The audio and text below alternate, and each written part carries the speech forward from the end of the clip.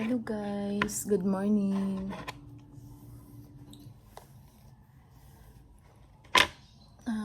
For today's vlog, samahan niyo ako sa araw-araw na routine ng aking buhay. Routine ba tawag nun? Maglalagay na naman tayo ng Samahan niyo ako, maglalagay ako ng ice candy sa mga box para pan-deliver ng asawa ko sa mga construction. Yan. Medyo late na ng konti. Nagluto. Alas 4 pagising na. Yan talaga ang buhay ng isang nanay. Pero okay lang kasi kahit naman ganun, at least thankful pa rin ako kasi nandito lang ako sa bahay. Yung hanap buhay namin, nandito lang talaga ako sa bahay kasi homemade naman yung hanap buhay namin. So thank you pa rin kay Papa God dahil binigyan kami ng ganitong blessings, ng ganitong hanap buhay. Hindi mo na kailangan lumayo, naasikaso mo yung mga bata. So ayun, samahan niyo ako guys. Ang gulo pa ng bahay namin pero kailangan unahin ko yung namin, yung paglalagay ng ice candy sa mga box para may deliver naman sa second batch ng asawa ko. Nagpainit lang sa chat, tapos mamaya kakain ako ng heavy meal kasi ang dami nating trabaho sa araw-araw. Pero syempre thank you pa rin kay Papa God kasi kung wala tayong trabaho sa araw-araw, wala tayong kinakain, wala tayong pang-provide para sa ating family, di ba? Kaya thank you. God bless po sa lahat. Sana po sa araw na to ay maging okay ang lahat. Pray lang po lagi kung ano may mga problema natin sa araw-araw. Mag-pray lang tayo kay Papa God. Tiwala lang sa Kanya dahil siya lang at siya ang nagbibigay sa atin ng lakas. Kaya thank you. Samahan niyo ako sa aking paglalagay ng mga ice candy. Thank you so much guys. God bless us all. Thank you. Tara, samahan niyo ako. Punta.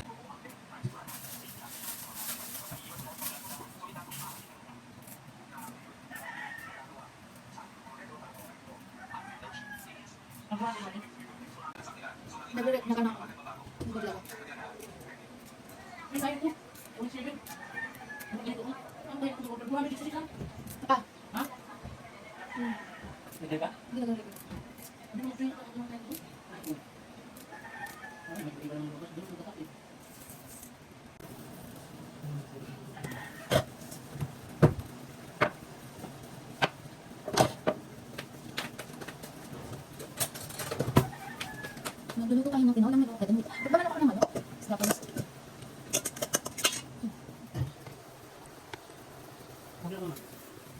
Agad-agad? Agad-agad?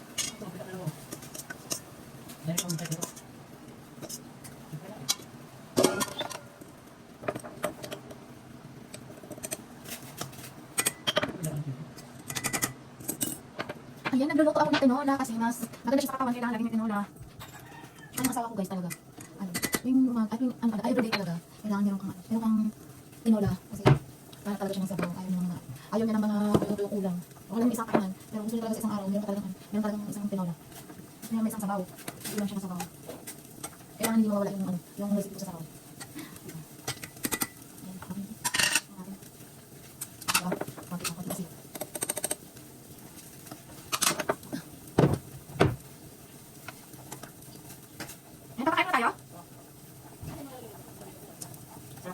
Ang sarap niya. Kasi sariwa siya, sariwang talaga yung isda. Kain na kami. Thank you.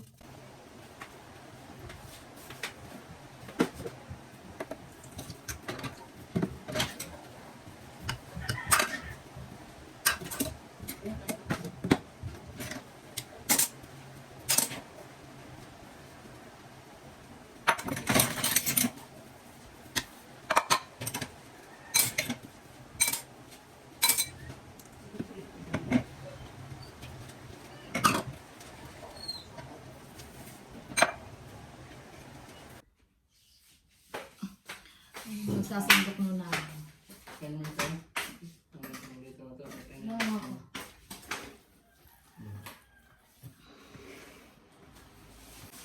tayo. Ito na dito. Harap. Ito na.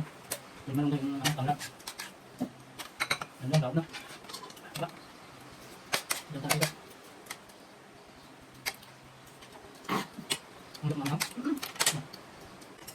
Ang sarap yan sa bawang. Pasan. Ito sa atin. Ito sa atin. Ito ang kulay, ito ang kulay. Ito yan. Tayo na ang kulay. Na ano, galing ka na agad dito ng mahaba. Magkakainan muna kanin. Kakain ng kanin. Magkakain na ng kanin.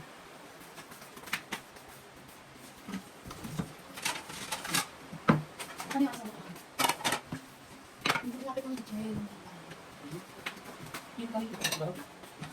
Alam ba? Ay, yung kami.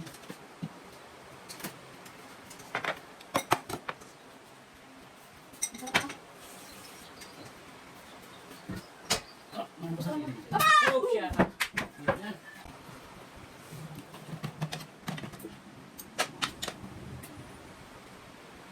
Ano ba sarap? Ano ba?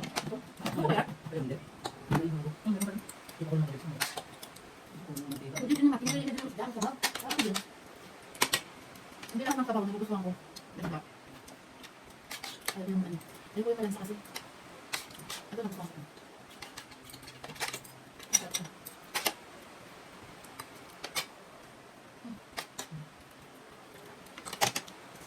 Ano ba yan? Mataas ka talaga. Bakit ang tigas ng lemon? Ito yung sabaw na ano. Ang sarap na. Ano talaga yung ano? Ako na ito. Makunat sa pero pa rin ito. Tapi hindi. Pero ito talaga yung meron sa ano. Hindi siya yung mga kasama.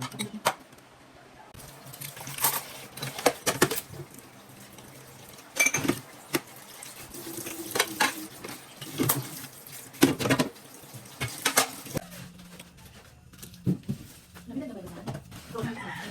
Lumabas buwan niya. Saan? Tapos ano mga bit? Ayan guys, tapos na tayo. Hello, hello, hello. Welcome back. Welcome back talaga.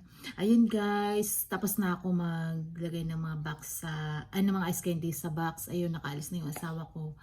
Alis na rin yung mga estudyante ko. Kaya ngayon, ako na lang mag-isa na naman dito sa bahay. Nagmumuni-muni. Pero ang dami ko pang gagawin guys. Sobra.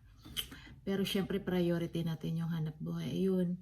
Gagawa na naman ako ulit ng buko salad ice candy. Kaya lang medyo mahapdi ang aking kamay. Kasi napasok ako kanina sa sa sabaw. Excited na kumain. Nagugutom na kasi. Excited sa sabaw. Sarap kasi ng sabaw. Bira lang kasi ako nagkakagusto sa sabaw pero yung isda na yun nagustuhan ko. Yun. Saka kamadali kasi aalis pa yung asawa ko mag-deliver nga. Habol lagi sa oras. Napaso yung kamay ko. Yeah, ayan. Kakambal talaga natin si Ta. Marami namang malalaking mangkok. Talagang yung yung maliit pa na mangkok ang ginamit. Ingat-ingat din pag may time kasi ito yung ating puhunan ng ating katawan sa pang-araw-araw natin na hanap buhay. Ayun guys, kung nagustuhan nyo ang aking video, paki-like, share, and us. God bless always. God bless everyone. Pray always. Tiwala lang sa taas. Lahat ng pagsubok sa buhay ay ating malalagpasan. Maraming salamat po. Thank you. Thank you for watching.